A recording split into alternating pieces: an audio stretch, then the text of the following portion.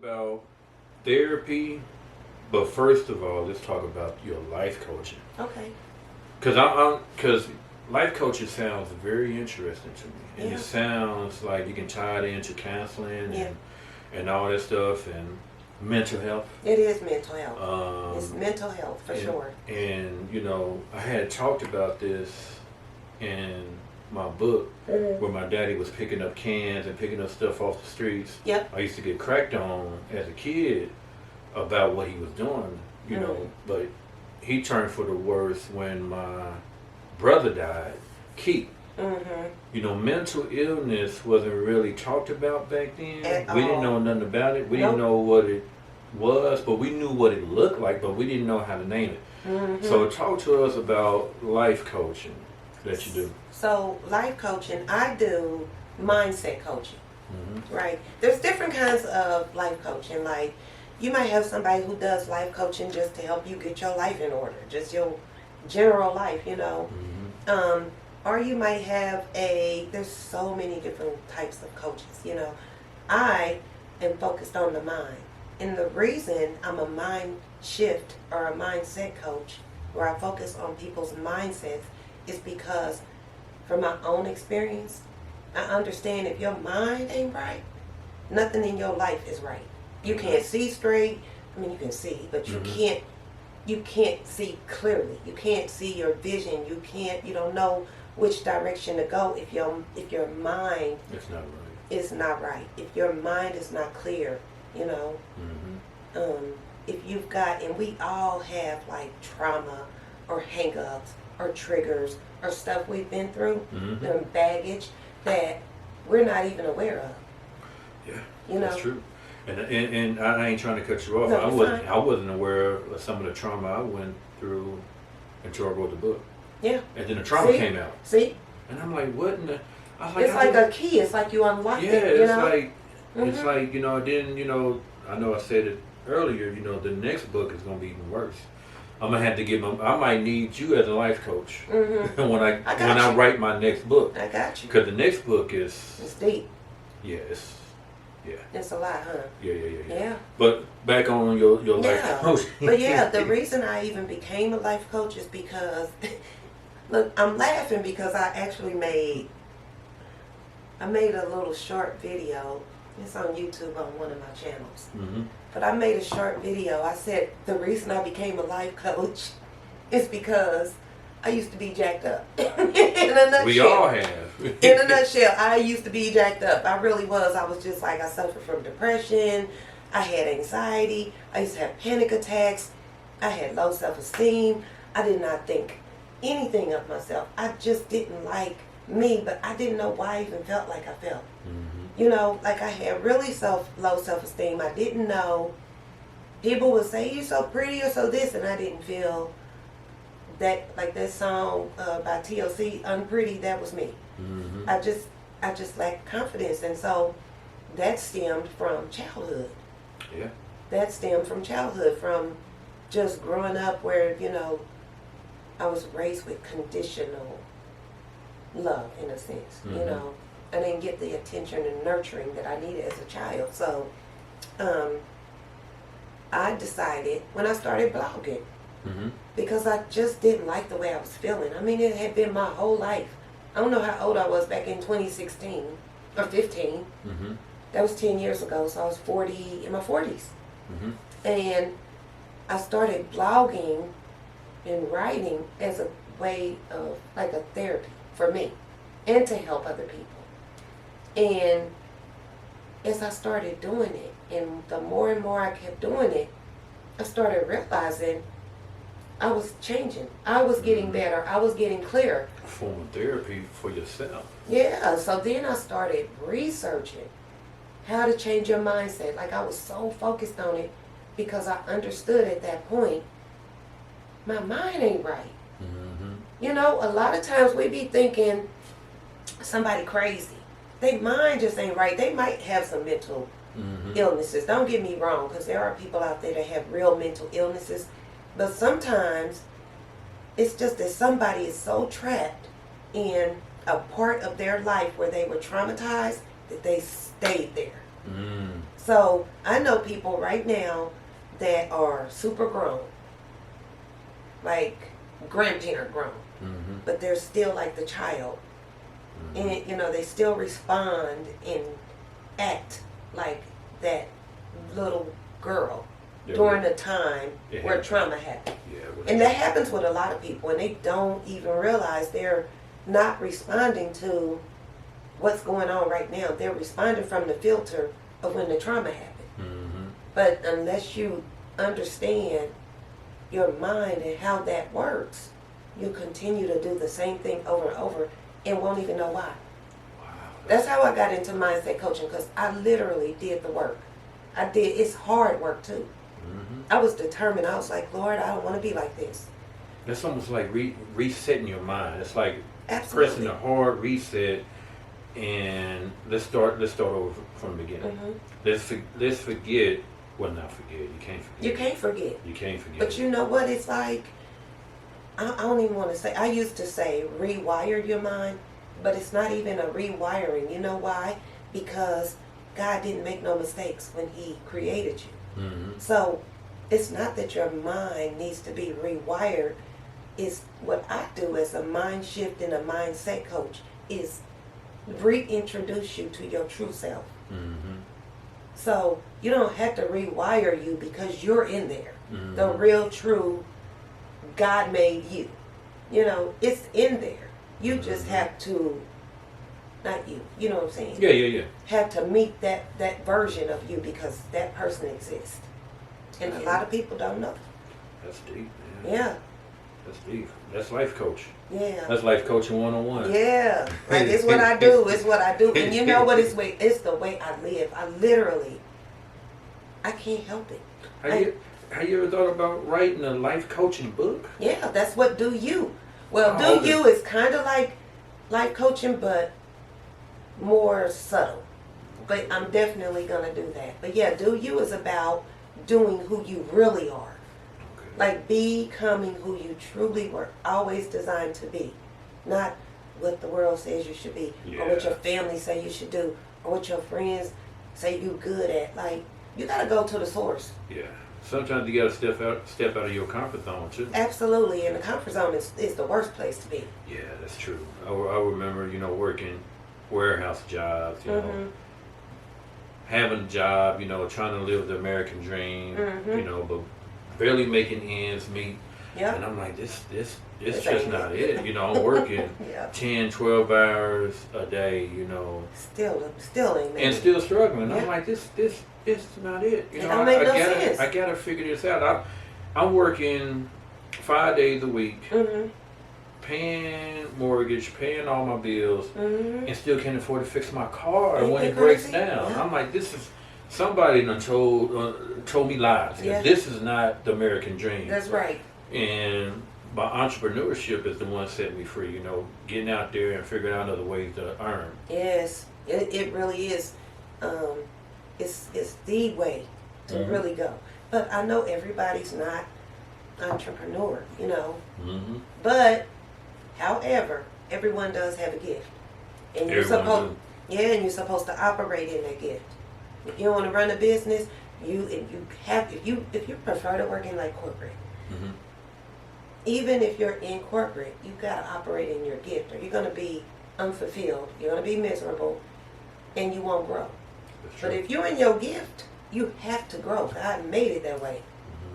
For real. I agree. Yeah, for real. My sister tried, my youngest sister, my oldest sister, she did used to have a salon, so she has entrepreneurship in her. So she used to have a salon. And so I was a licensed hairstylist, used to do hair. And so I watched her build her business. I mean, she bought the actual salon from another cousin of ours who was moving into a different field of doing hair.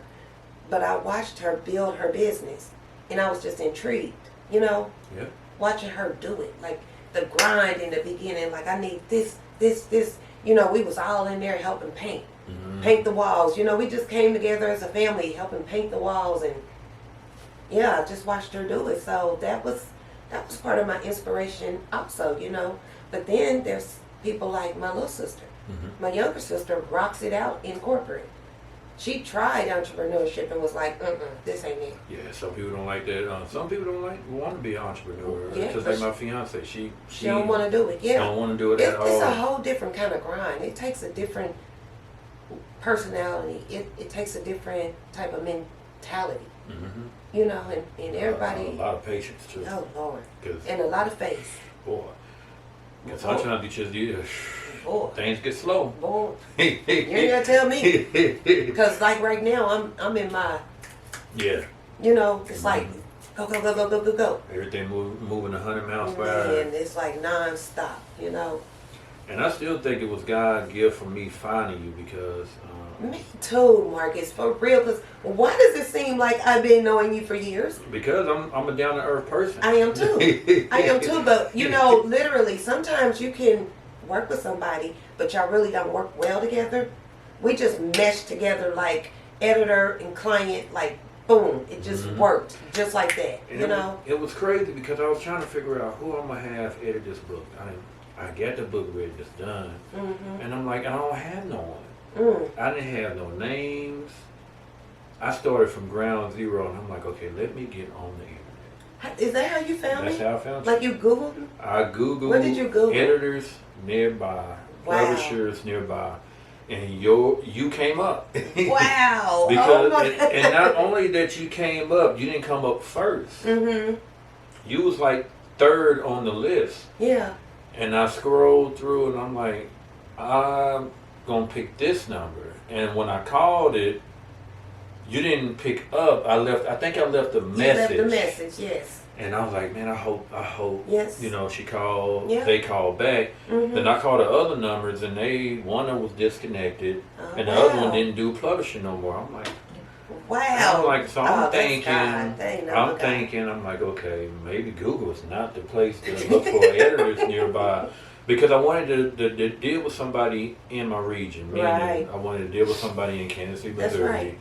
Somebody that looks like me. Yes. And, you know, somebody I can trust. You know, I don't want to get my book published from somebody all the way across the somebody in California, New York, and you want to be able to see the person. Yeah, I'm like I want a human reaction. Yes. A human relationship with my editor. Yes. Where we can talk about these things and get worked. the stuff done. Yeah. It works so well. You know, we can consult. We can come together, sit down, and we're looking at the same thing right next to each other. We're not on no Zoom call, like. Yeah. You know, that was the that's what they was trying to do. Because when I was waiting for your call back, so I scrolled down further, and then all these big publishing companies. You send your stuff in, we're going to Zoom call you in a week. A Zoom call? The book is done. Yeah. What are you talking about? Yeah. I'm like, no. And I'm new. I mean, you know, I know I started this back in 2019, but I'm really a new, a startup. Doesn't seem like it. Yeah. Oh, thank you. But I am. I'm a startup, and I grind like I'm not. I mean, I grind like I am and like I'm not, I grind like this is where I'm going, so yeah. Oh, I can see your trajectory. You moving. Yeah, I got true passion for what I do. And my advice to you is keep pushing, man. You do have a gift. I can see it in you. You have a gift. There's something special about you. Your publishing, your editing is going to take off. God sent me your way for a reason. I don't know the reason, and I probably won't know it ever. Maybe in the afterlife or whatnot. I don't know what God do, but I know He's working. Yes, He is. Me being, in the church or whatnot, and knowing God as much as I do, I know everything happened for a reason, and I don't question it. Absolutely, agree. And keep walking in your purpose. Yeah. Keep walking in your purpose. You do, because you got some stories. Oh yeah. You got some stories, and did you even know you? And I know it's your podcast, but I gotta ask you this: did you know that you were an author? Nah, I don't view myself like that. Oh, you got a whole book right here. I know. You're a whole author. I don't even view myself as a businessman. People come to me all the time. They're like, you don't even act like you do commercials on TV. Yeah. You don't act like no, you don't. I don't know how that person acts, but right. you're very it was like down to earth. It was like you gotta be more cocky, you know. Why? You know, I'm like, that's not me though. No, you're relatable. Yeah, why would I act like something I'm not? Then God take everything from me. You hear me? I just want to walk in my purpose too. You hear me? Like for real, for real. I'm very humble. Mm-hmm. And I know anything can be taken away from me at any time. You hear me? God give it, God that's take right. it. I'm about God's business too. Because He give me some gifts, I say I'm going to use all of them gifts. He done gave me some gifts. And I see, and I know you experienced this, like, I see Him guiding me. Mm-hmm. You know? It's like, whoa. And that's the thing I want people to understand too, and this is what I do in the mind shift and mindset coaching, is get people to understand you will not know what you are capable of accomplishing or who you can become until you start walking towards it, until you start taking action. And once you start moving, God starts showing you the way. Your eyes will literally, it's not your physical eyes, it's your spiritual eyes. Your spiritual eyes. Yes, will be open and you'll start seeing things. Like, can't nobody around you see it, but you see it. Yeah, you see It's it. vision. It's vision, yeah. That's right. Mm-hmm. That's right. It's It is. It's amazing.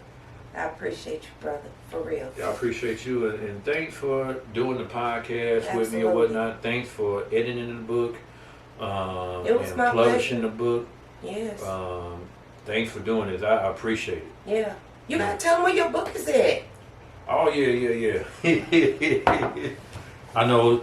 I talk so damn much, right? you gotta tell them where your book is at.